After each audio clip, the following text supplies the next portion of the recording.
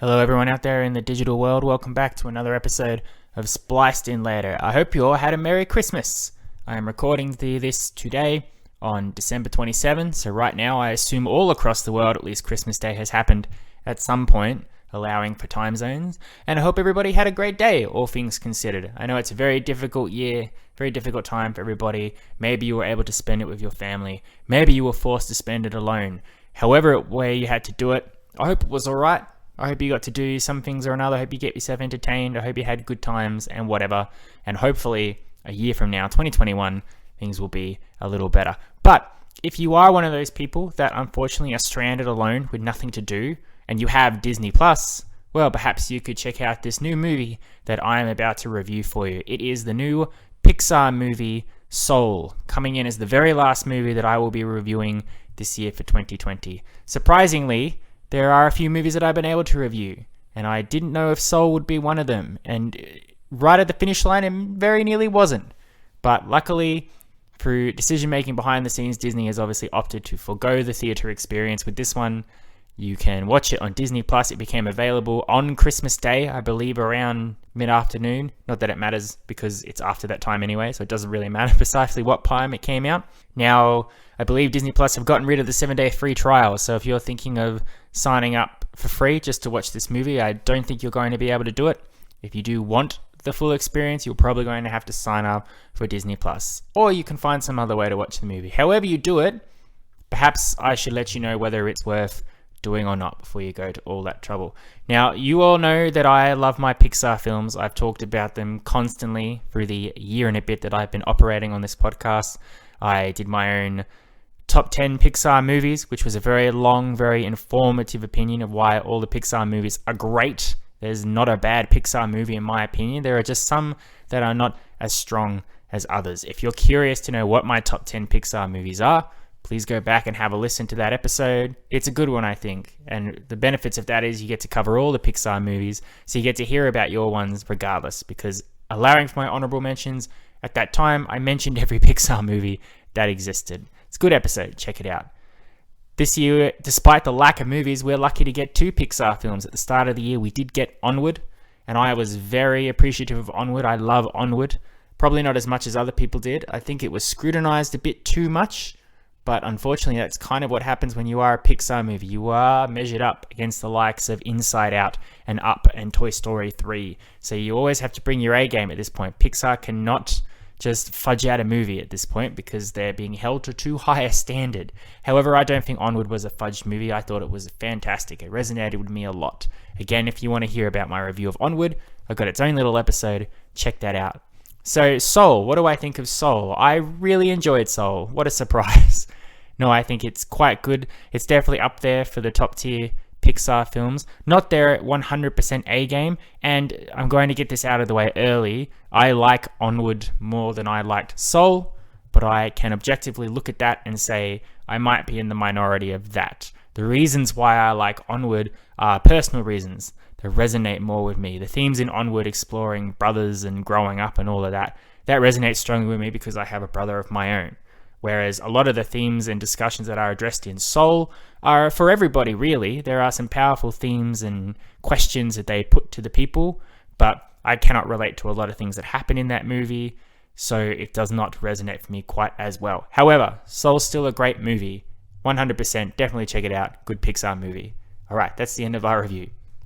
No, I suppose I should chat about it just a little bit more. Again, Pixar movies are great if you don't know the plot.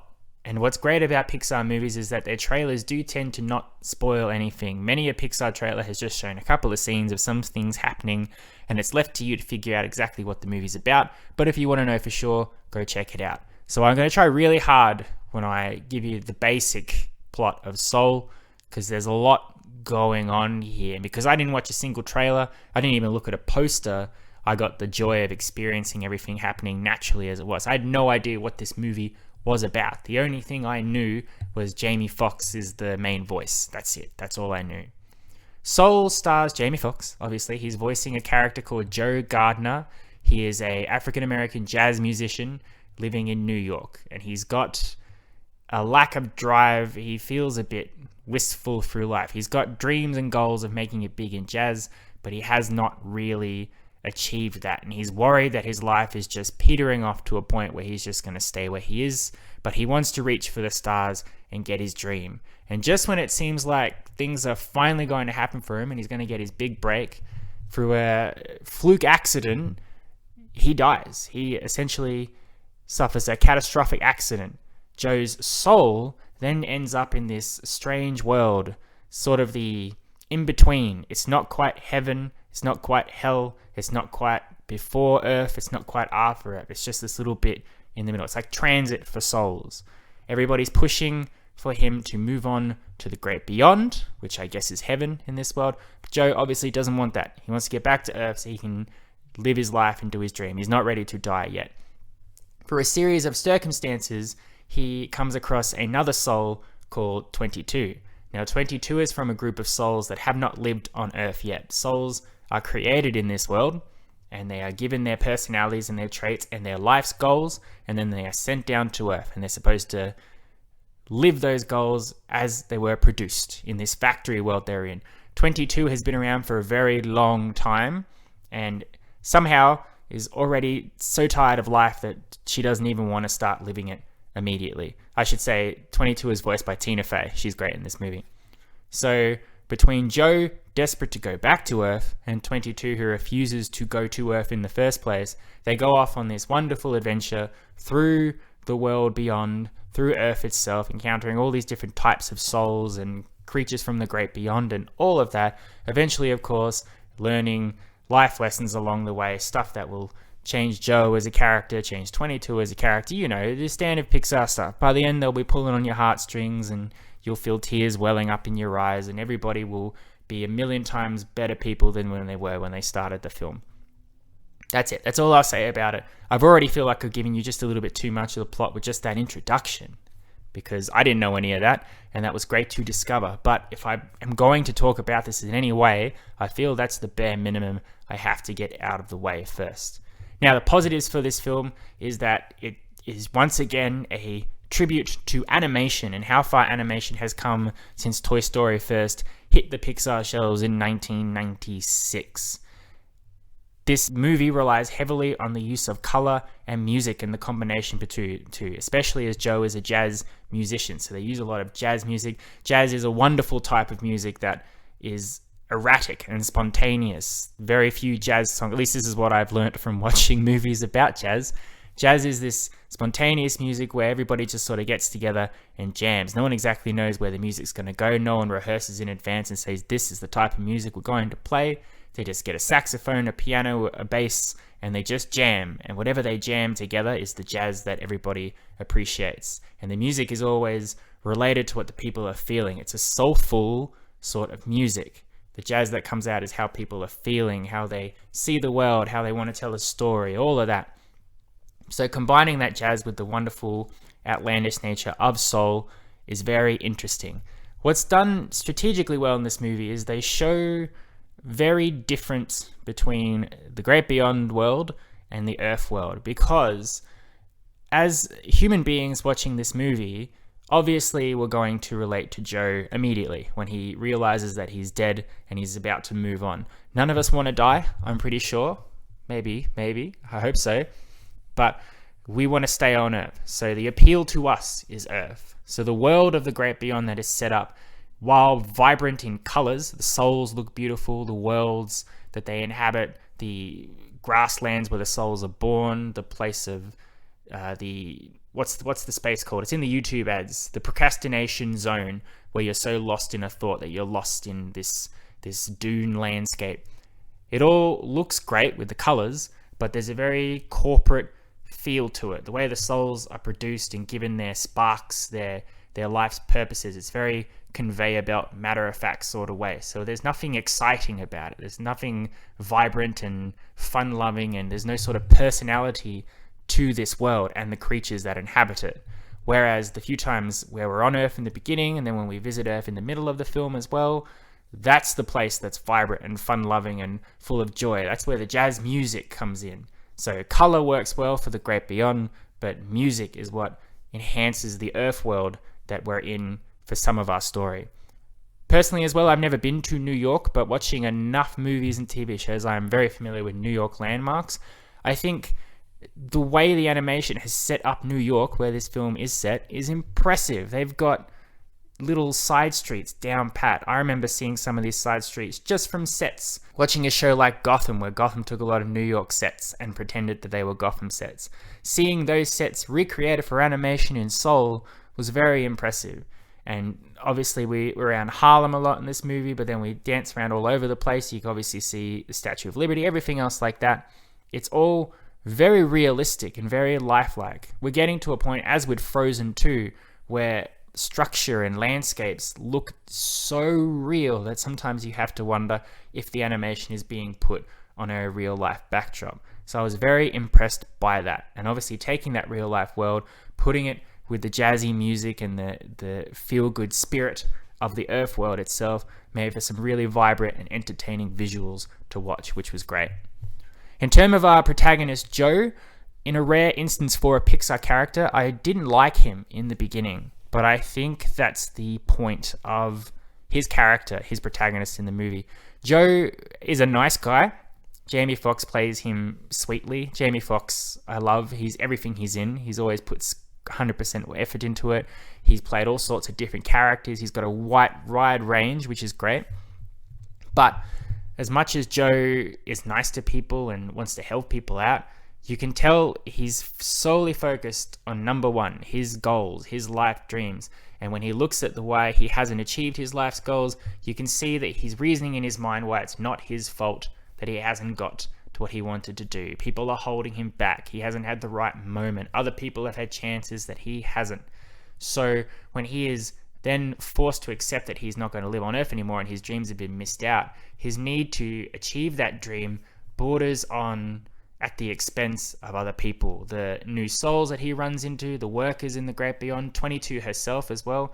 He sees 22 first as a tool, something he can use to achieve his goal of getting back to Earth. 22's problems, everything that she's going through at the moment, which is very obvious from the moment you meet her, that this soul has got some baggage, she's got some serious self-conscious problems that are weighing her down completely. To Joe, doesn't matter. 22 is a way that I can use to get back to Earth and do what I want to do. And for a lot of the movie, that's Joe's goal, that's his purpose.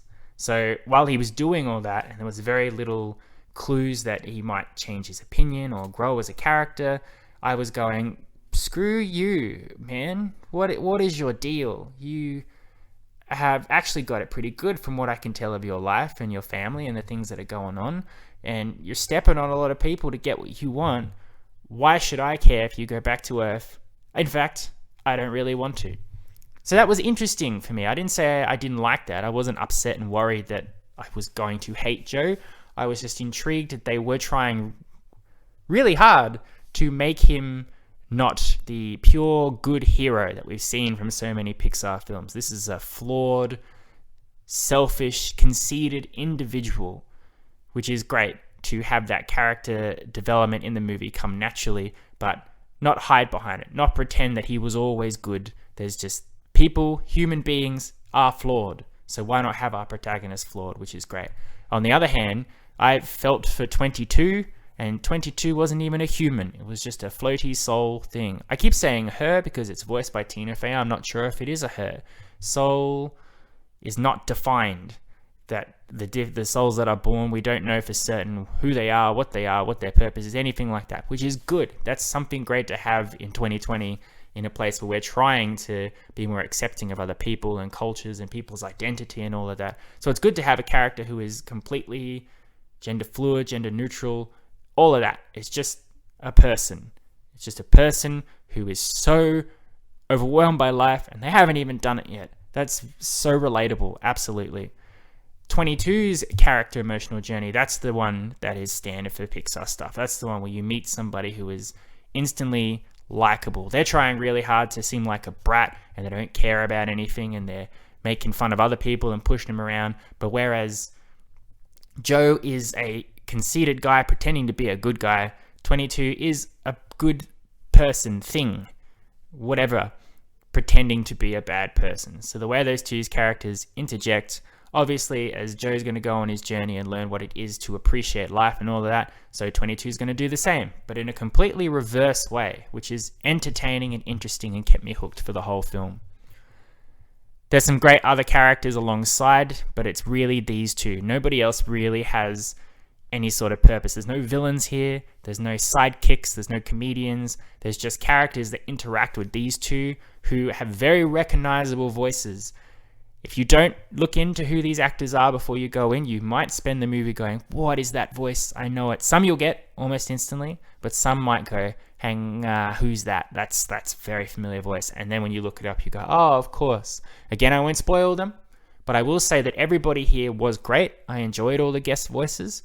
Not, as I said, there's not really a villain, but we do have an antagonistic character in this movie.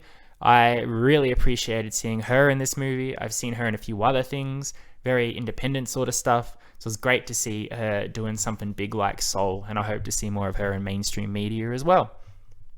And finally, the purpose of Soul obviously is all about, I wouldn't say it's about the meaning of life, but it's what you do of your life, how to appreciate your life, what's the point, what's the purpose, all the big hard-hitting questions that human race has tried to solve since the beginning of time.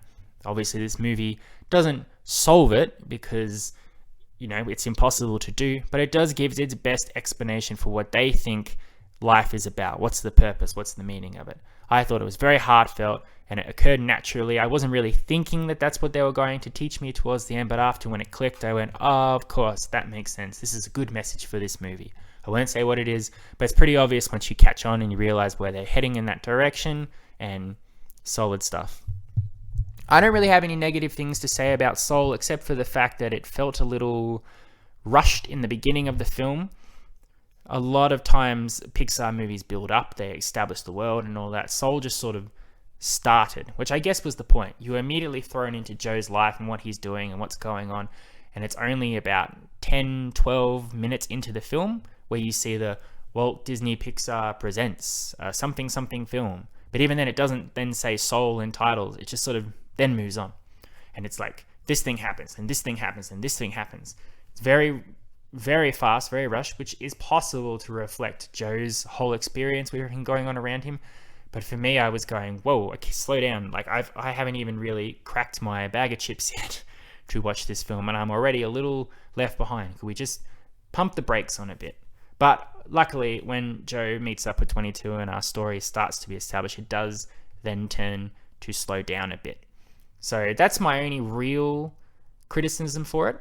I would love to have seen this in the theater. I think it would have looked great on the big screen with the colors and the New York setting and the music playing through surround sound.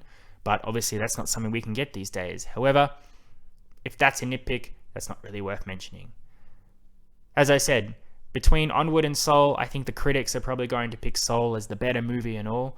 Really, it depends on you. What are you looking for specifically from a Pixar movie? If you've got the sibling rivalry, you'll probably appeal more to Soul. If you can relate to feeling a lack of purpose or going for your dreams and feeling stepped on or anything like that, or even if you're questioning your existence in the world, Soul is probably where you're going to head towards. It's really up to you which one you prefer. I give Soul an 8 out of 10. I think it was a fantastic time, a great Pixar. It's probably going to be one that's well remembered.